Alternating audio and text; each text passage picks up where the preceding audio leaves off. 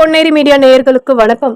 பொன்னேரியில் போதையில் உயர்கோபுர மின்விளக்கு டவரில் ஏறி தற்கொலை செய்து கொள்வதாக மிரட்டல் விடுத்த நபரை 1 மணி நேர போராட்டத்திற்கு பிறகு தீயணைப்பு வீரர்களும் காவல்துறையினர்களும் மீட்டனர்.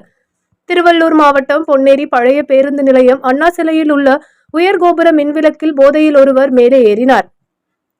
சுற்றியிருந்த வியாபாரிகள், ஆட்டோ ஓட்டுநர்கள் அனைவரும் நகராட்சி ஊழியர் மின்விளக்கை பழுது சரி செய்வதற்காக டவரில் ஏறியதாக நினைத்துக் கொண்டிருந்தனர். சிறிது நேரத்தில் போதையில் இருந்த வாலிபர் கீழே இறங்க மறுத்து மேலிருந்து தற்கொலை மிரட்டல் விடுத்த பிறகு பரபரப்பு ஏற்பட்டது. இது குறித்து தகவல் அறிந்த பொன்னேரி காவல்துறை மற்றும் தீயணைப்பு வீரர்கள் சம்பவ இடத்திற்கு விரைந்து வந்து உயர்கோபுரத்தில் ஏறிய நபரை மீட்கும் பணியில் ஈடுபட்டனர்.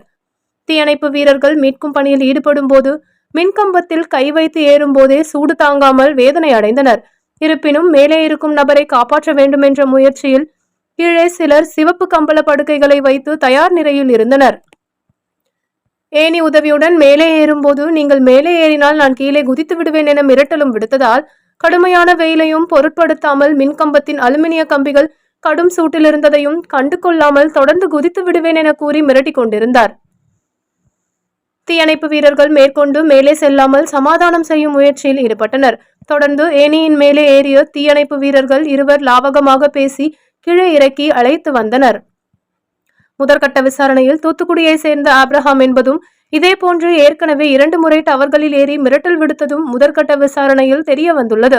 தொடர்ந்து காவல்துறையினர் விசாரணை நடத்தி வருகின்றனர்.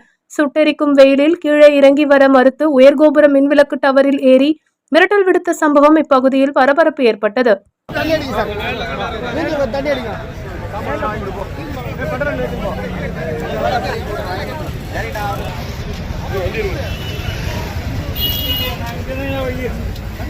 பின்னாடி